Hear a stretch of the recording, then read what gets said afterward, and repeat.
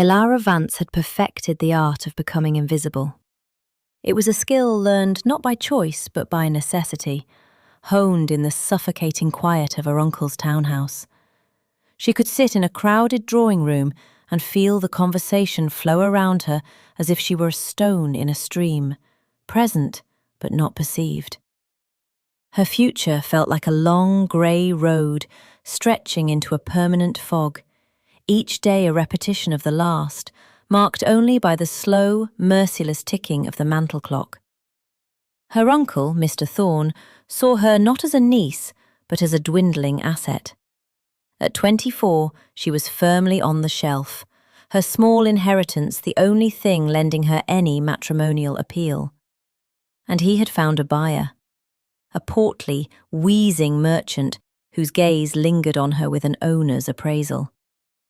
The engagement was all but announced, a transaction that would see her exchanged for a tidy sum that would conveniently shore up her uncle's failing investments. Despair was a constant, cold companion, a weight in her chest that made each breath a conscious effort.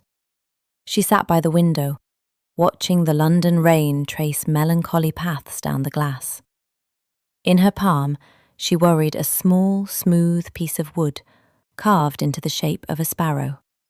It was the only thing she had left of her mother, a secret talisman she had clutched for 15 years. It was a pathetic symbol of flight for one so thoroughly caged. Her uncle's voice, sharp and avaricious, cut through her reverie from the hall. He was arguing with someone, a rare occurrence. Visitors were usually sycophants, not challengers. Curiosity, a long-dormant emotion, stirred within her. She rose silently, her worn slippers making no sound on the polished floorboards, and crept towards the partially open door of her uncle's study. Mr. Thorne's tone was a strange mix of fawning and frustration. The other voice was low, calm, and resonant with an authority that seemed to absorb all the air in the room. "Your Grace, I must insist.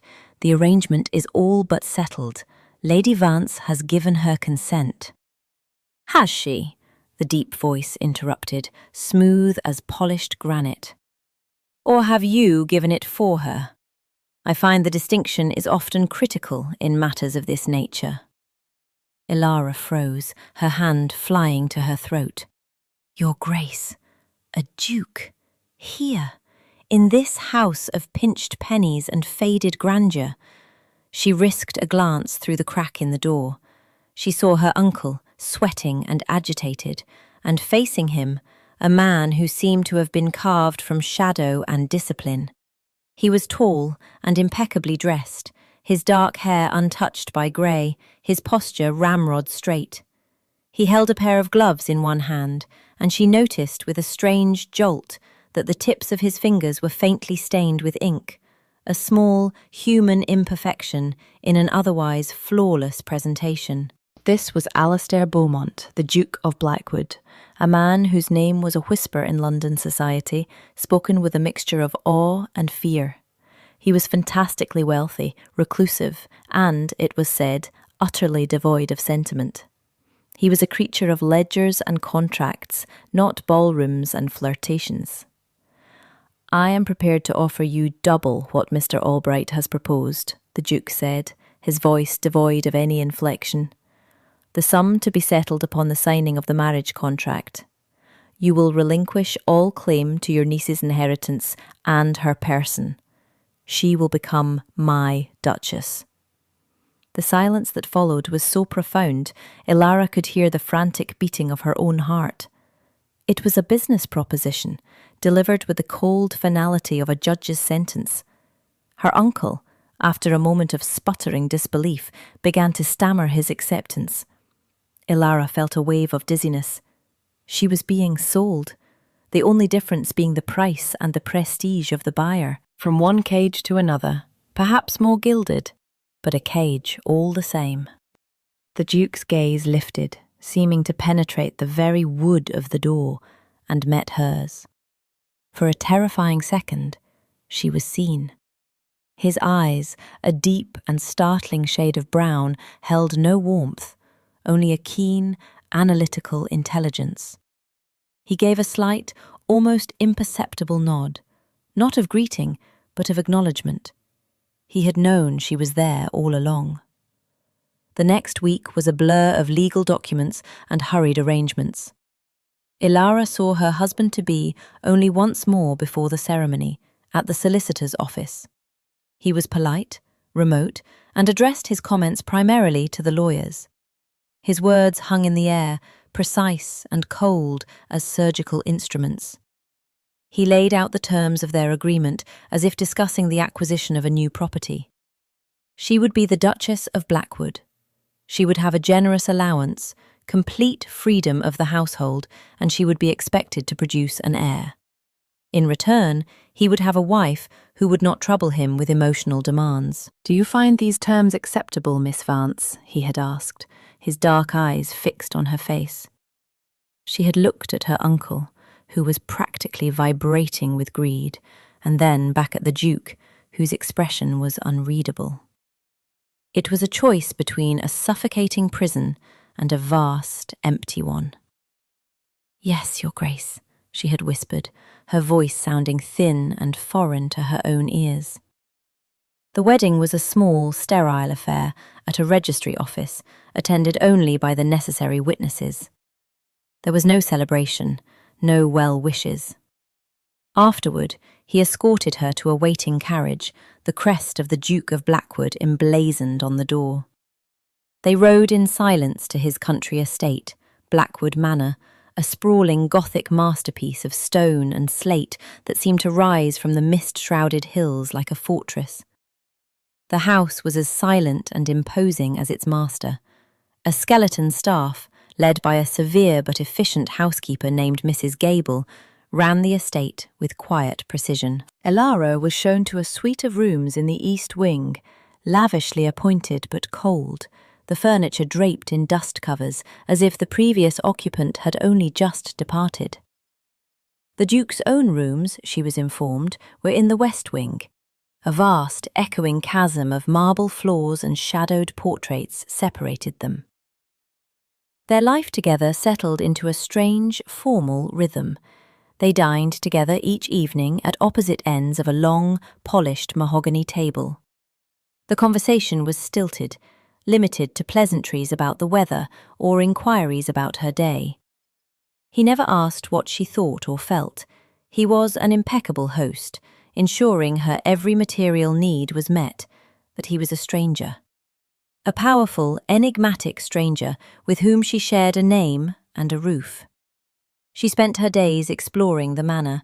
It was a labyrinth of forgotten rooms, of libraries with books whose pages were stiff with disuse, of ballrooms where chandeliers hung like frozen tears. She felt like a ghost haunting the monument to a life that was not her own.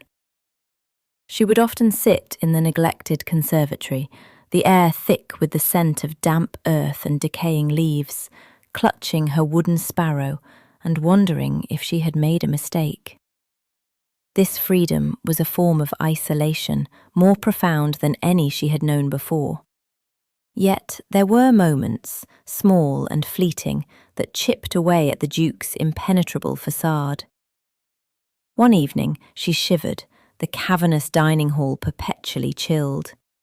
The next night a roaring fire blazed in the hearth, casting a warm, flickering glow. He made no comment, but she knew it was his doing. She found a small, locked room off the main gallery. Her curiosity piqued. She asked Mrs. Gable about it. The housekeeper grew flustered, saying only that it was the Duke's private study and he was never to be disturbed there. But one afternoon she found him exiting the room, and in the brief moment the door was ajar, she saw not the expected desk and ledgers, but the edge of an artist's easel.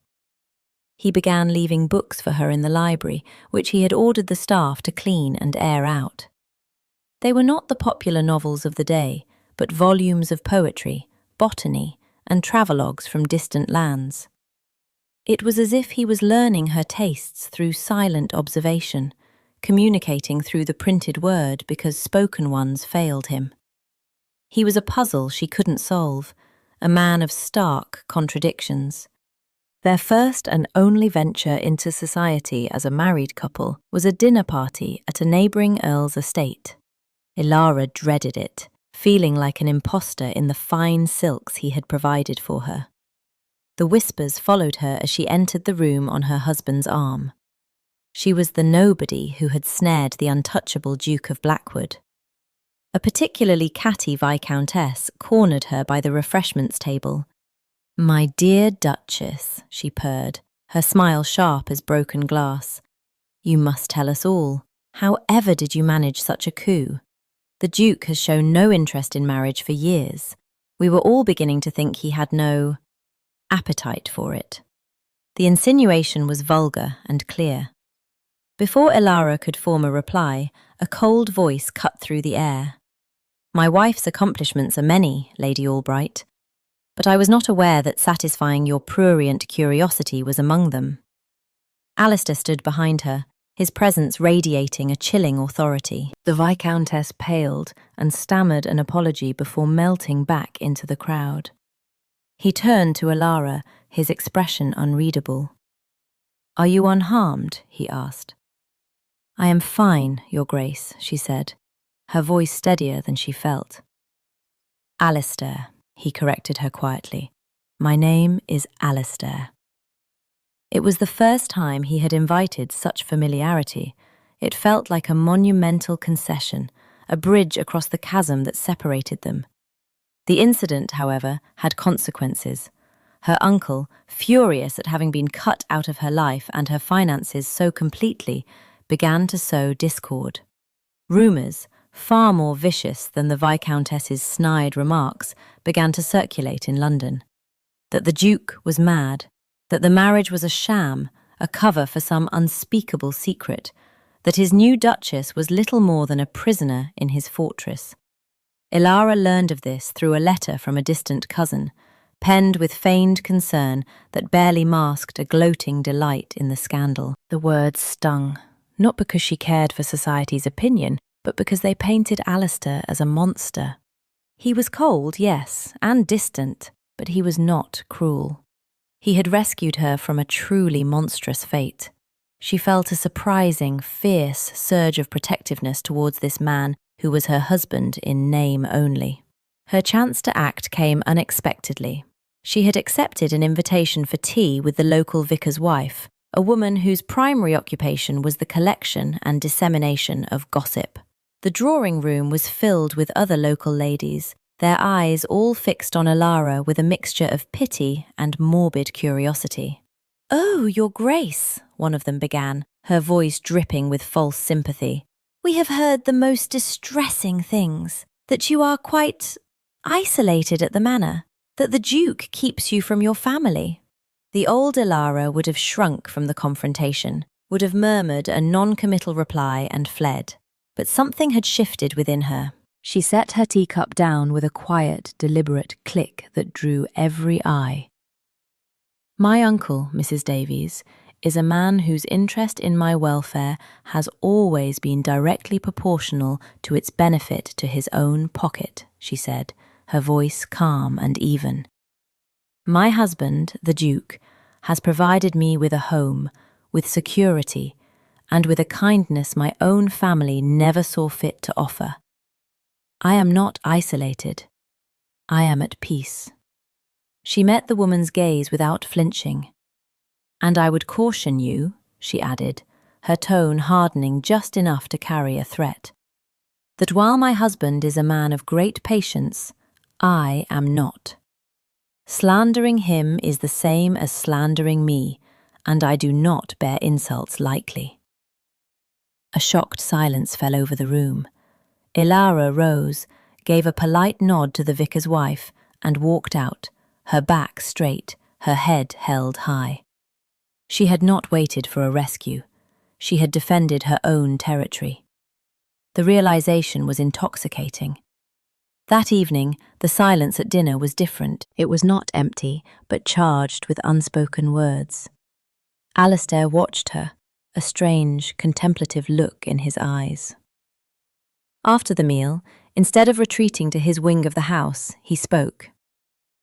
"Mrs. Gable informed me of your conversation at the vicarage," he said. Elara's heart fluttered. She braced herself for a reprimand for creating a scene. "Thank you," he said simply. The two words were heavy with a meaning she could not quite decipher. He hesitated for a moment. "There is something I believe you have a right to see, to understand. If you would accompany me?" He led her not to the drawing room, but down the long, shadowed gallery towards the west wing, towards the locked study. He produced a key from his waistcoat pocket and opened the door, standing aside to let her enter. The room was not a study, it was a studio. Canvases were stacked against the walls, and the air smelled of linseed oil and turpentine. But it was the paintings on the easels and hanging on the walls that made her breath catch in her throat. There were dozens of them, all portraits of the same woman. A woman with her warm smile, her gentle eyes, her exact shade of auburn hair. A woman Elara knew only from a single, faded miniature she kept in a locket. It was her mother. She turned to Alistair, her mind reeling. He stood by the door, his face etched with a pain so deep it seemed to have settled into the lines around his eyes. His carefully constructed armour had fallen away, leaving him exposed and vulnerable. "I knew her," he said, his voice rough with emotion. "Years ago, before she met your father. I was a second son then, with no title and no fortune to speak of. I was nobody. I loved her, but I could not offer her anything. So I said nothing." He walked towards a large finished portrait that dominated the room, a masterpiece of light and shadow that captured her mother's vibrant spirit. "I went abroad to make my fortune.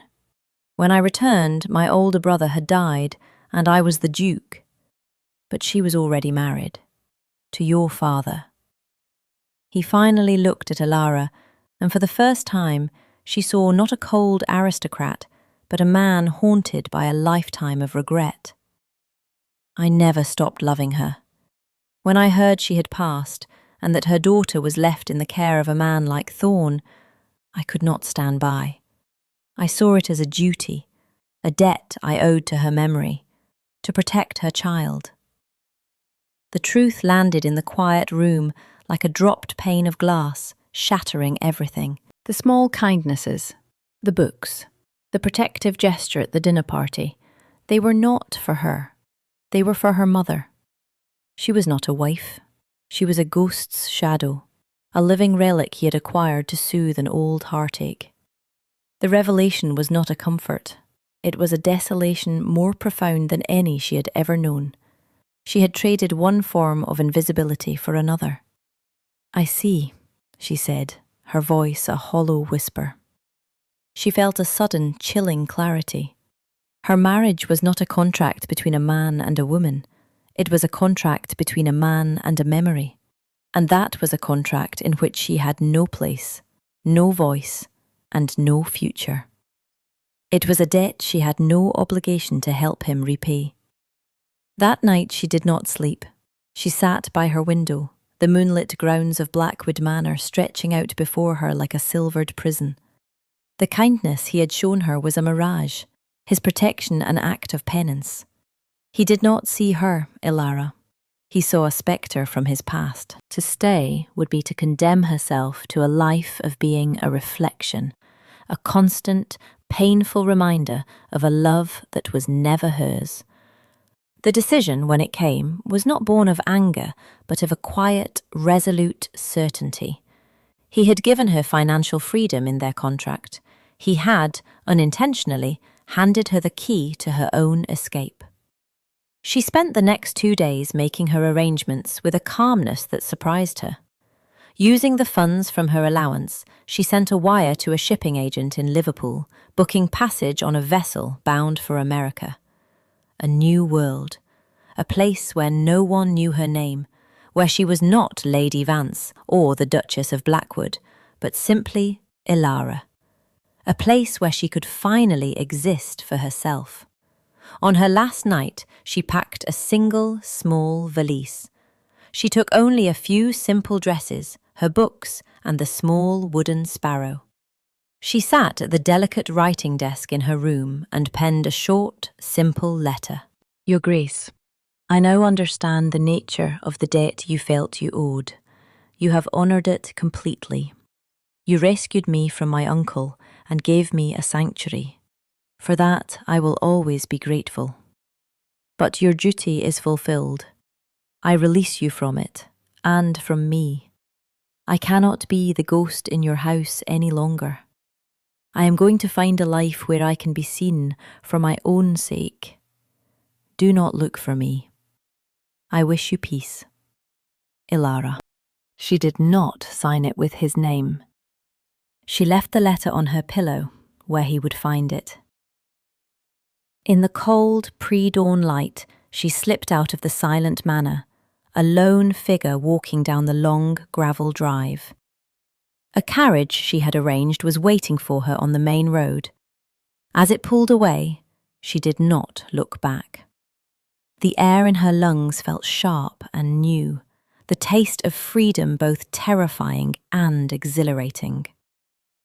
Weeks later, in London, the Duke of Blackwood hosted a small, formal dinner. His wife's absence had become a topic of hushed speculation. Lord Albright, the father of the Viscountess Alistair had so thoroughly humiliated, saw his chance for a petty revenge. "Your Grace," he said, his voice carrying across the table, "we have so missed the Duchess in society. I trust she is well? One hears such rumours?" Alistair placed his wineglass down with careful precision. A muscle twitched in his jaw. He looked at the assembled faces, all hungry for a scrap of scandal. He had spent the weeks since her departure in a state of numb disbelief, the echo of her absence louder than any sound. Her letter was seared into his memory. He had read it 100 times, the polite, devastating words confirming the truth. He had been so obsessed with honouring the past that he had completely failed to see the remarkable woman living in his present. He had loved her quiet strength, her intelligence, her unexpected fire. He had mistaken it for an echo of her mother, but it was not. It was uniquely, wonderfully hers, and he had driven her away. He summoned every ounce of his pride, the cold, impenetrable armour he had worn for years. He could not show them his pain. He could not let them see that this quiet, overlooked woman had shattered his world. He gave Lord Albright a look of pure ice. "My wife's movements are her own affair," he said, his voice dangerously low. And then, to dismiss the topic, to cauterize the wound with a lie, he added, "She means nothing to me." The words felt like ash in his mouth. In Liverpool, Ilara had already boarded the sea serpent. She stood on the deck, the wind whipping her hair, watching the shores of England recede into the mist. She did not know what her husband had said at a dinner party she would never attend. She knew only the feeling of the ship moving beneath her feet, carrying her not away from a life, but towards one. 1 year later, Ilara had a small but sunny apartment in Boston. She had found work as a translator for a publishing house, her quiet intelligence and fluency in French and Italian proving to be a valuable skill. She was not wealthy, but she was independent. She paid her own rent, bought her own food, and walked through the bustling streets of the new city with a sense of purpose she had never known. She was no longer invisible. She was simply Ilara Vance, a woman of her own making. One crisp autumn afternoon, a letter arrived bearing an English postmark. Her heart hammered against her ribs. The handwriting was his, elegant and precise. For a long moment, she simply held it, afraid to break the seal, afraid of the ghosts it might contain. Finally, Her resolve firm, she opened it. "Ilara," it began, his use of her name a plea in itself. "I have not written before, because I did not believe I had the right, and I did not know what to say, other than to admit the full scope of my foolishness. I spent a lifetime confusing a memory for a feeling, a duty for a devotion. I told myself I was protecting you for your mother's sake, because it was easier than admitting the truth. The truth is, I fell in love with you. I fell in love with the quiet way you observed the world, with the strength you showed at the vicarage, with the passion you had for books and forgotten gardens. I fell in love with your resilience and your grace. I saw all of it, but I was a coward, and I hid behind the convenient narrative of a past love, because I did not know how to handle a present one. I was a fool who looked at the sun and spoke only of the moon's reflection. The night I told those gossiping fools in London that you meant nothing to me was the most profound lie I have ever told. You had already left. You had already shown me that you were more honest and brave than I could ever be. In that moment, I realized you meant everything. I have spent this past year not searching for you. I would not infringe upon the freedom you so rightly claimed, but trying to become a man worthy of asking you a question. I do not ask you to return to England. I do not ask you to be my Duchess. I ask only if I might come to you, in Boston. To begin again, not as the Duke of Blackwood and his wife, but as Alistair and Ilara. To see if the woman I love could ever find it in her heart to forgive the man who took far too long to see her. The choice, as it always should have been, is yours. Yours, Alistair. Ilara read the letter twice, her fingers tracing his name. Tears she did not know she had been holding back streamed down her face. Tears not of sorrow, but of a deep, cathartic release. She walked to her window, which overlooked a small park where children were playing, their laughter carrying on the breeze. She held the letter in one hand and, with the other, touched the small wooden sparrow she kept on her windowsill. It was no longer a symbol of escape, but a reminder of the journey. He was not summoning her back to his world, he was asking for permission to enter hers. She looked out at the vibrant, unfamiliar city that was now her home. She was free, and for the first time, she understood that true freedom wasn't about being alone. It was about having the power to choose who you stood beside. A slow smile spread across her face. The future was no longer a grey, foggy road. It was an open sea, and she was finally ready to decide who would sail it with her.